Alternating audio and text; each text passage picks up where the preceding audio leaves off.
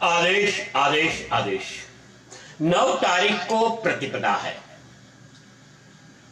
9 तारीख प्रतिपदा, उसी दिन क्विट इंडिया 1942 1942 में क्विट इंडिया मूवमेंट चली थी और उस मूवमेंट के तहत ये दिन मनाया जाता है क्विट इंडिया डे, भारत छोड़ो दिन। उसी दिन international day of indigenous people. Indigenous people यानी, शायद किसी को पता ना हो मगर सच्चाई बता देता हूं कि हमारे समाज के अंदर जो ट्राइबल के लोग हैं वो आदिवासी क्षेत्रीय दिवस है, आदिवासी समाज का दिन।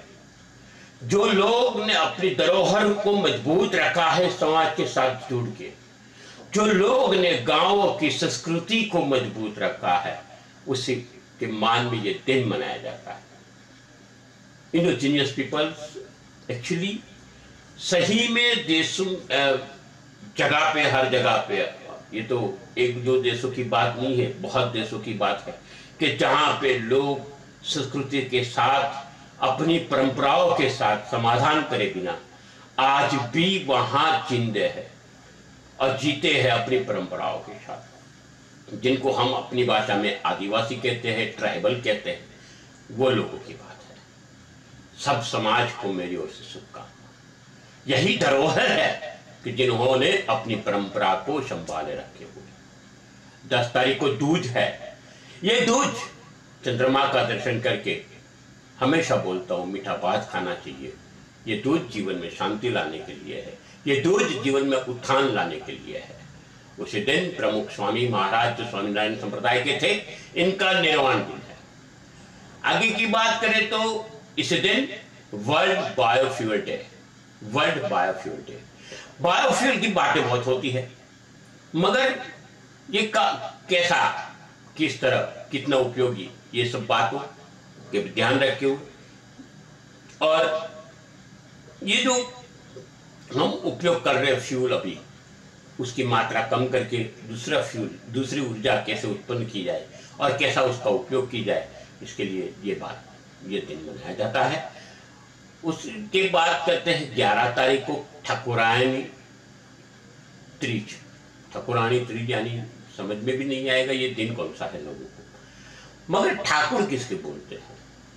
ठाकुर जी है हमारे, ठाकुर जी है हमारे, हम तो ठाकुर जी के सहारे जीते हैं, ऐसा बोलते हैं। तो ठाकुर जी कौन?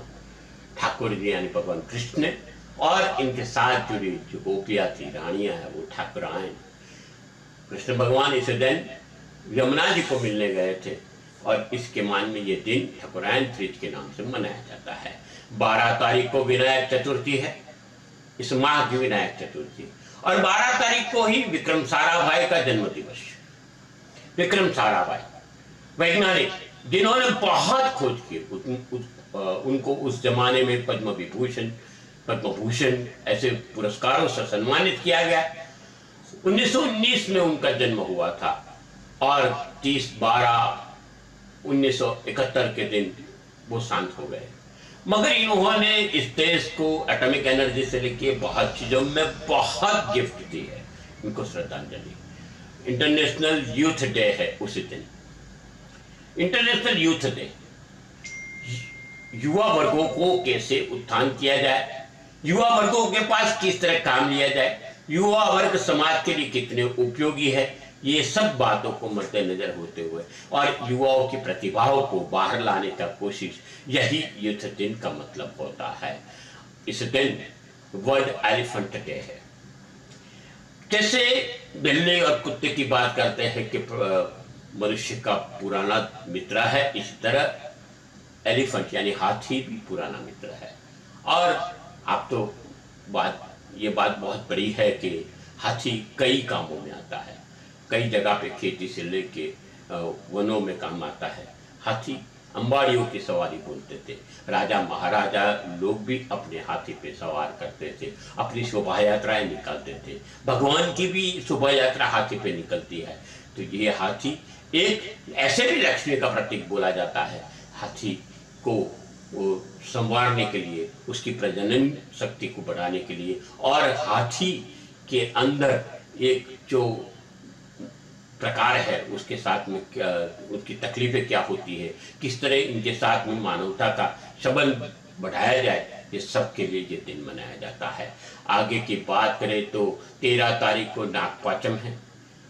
नाग लोगों को पूजते हैं इस दिन, और कई ज़्यादातर दक्षिण गुजरात और दक्षिण भारत के कई इलाकों में ये दिन मनाया जाता है। इंटरनेशनल लेफ्ट हैंडर डेज है।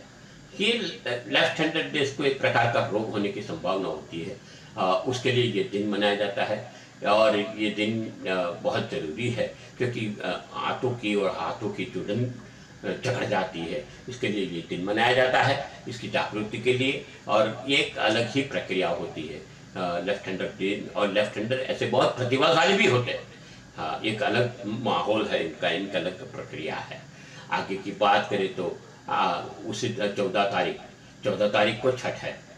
छठ कई जगह पे व्यंजन बनाने की रिवाज है, रांधन छठ बोलते हैं इसको। और ये दक्षिण गुजरात में, दक्षिण भारत में कई जगह पे ये दिन को मनाया जाता है, क्योंकि दूसरे दिन शीतला सातम गुजरात में, दक्षिण गुजरात में और कई जगह पे मनाई जाती है। और दूसरा दिन यानी 15 अगस्त। 15 अगस्त बहुत जद्दोजहद के बाद हमारी लड़ाई बहुत बड़ी थी। हम लड़े बहुत लंबा, 200 साल की अंग्रेजों की गुलामी, और इसके आगे मुगल और ये सब ने हमको कुचल डाला था, हमारी संस्कृति को। तो उसमें से आज़ादी पाने के लिए जो हम लड़े, स्वतंत्र भारत की रचना हुई। और 15 अगस्त 1947 वो दिन कभी नहीं भूला जाएगा। तो ये दिन हमारा स्वतंत्र दिवस है, और इस दिन देश की महत्वता के लिए जो स्वतंत्र सैनिक हमारे लड़े वो, और हमारी देश की 1947 के बाद में हमारी देश की सुरक्षा के लिए जो जवान लड़े वो सबको शहादत करते हुए, ये दिन बहुत बड़ा दिन है। इस दिन को कभी ना भूल पाएंगे। आगे की बात करें तो इस दिन तो यही दिन तुलसीदास जी का जयंती है। तुलसीदास जी, कौन नहीं जानता तुलसीदास जी को। बहुत ग्रंथ लिखे, मगर इनका एक ग्रंथ रामचरितमानस समग्र ब्रह्मांड में एक नाम कर गया, क्योंकि रामायण एक अलग ही, वाल्मीकि कृत रामायण ओरिजिनल ग्रंथ को अलग ही प्रकृति से रचा था, जिसको समझना थोड़ा मुश्किल था। तो उसको एक लयबद्ध करके काव्य रचना में लगाया और उसका बनाया, और वो सोपान आज भी लोगों के दिमाग में है। आज भी नवान रामायण पारायण होते हैं, तभी रामायण पारायण में वही रामायण का पठन होता है। वाल्मीकि कृत रामायण का पठन बहुत कम होता है, और ये बहुत बड़ी बात है। राम यही इसके अंदर तहत ही सुंदरकांड दिया है, इसके तहत ही हनुमान चालीसा दी है। बहुत कुछ ये दिन के लिए, और अनन्य भक्ति राम के साक्षी तुलसीदास जी की, उनको वंदन करते हुए, और आप सबको इस चैनल को लाइक करने के लिए, सब्सक्राइब करने के लिए, और सब्सक्राइब करके इसके बाजू में आयु घंटी दबाने के लिए विनती करता हूँ। साथ साथ हमारे साथ जुड़े रहिए, और जुड़ने के लिए फेसबुक पे भी हम है आपके साथ में, और ट्विटर पे भी है। आप सब जगह हमको हमारे साथ जुड़ जाइए, बहुत जरूरी है। क्योंकि हम बात करते हैं संस्कृति की, हम बात करते हैं समाज के उत्थान की, हम बात करते हैं आने वाले त्योहारों की। तो ये सब बहुत अलग बात है समाज के लिए, और ये सब हम आपको परोसते हैं। आप इसका अवश्य हमसे लाभ लीजिए, और आपका जुड़ना ही हमारा हौसला बुलंद करता है। अस्तु शुभम भवतु। आदेश आदेश आदेश।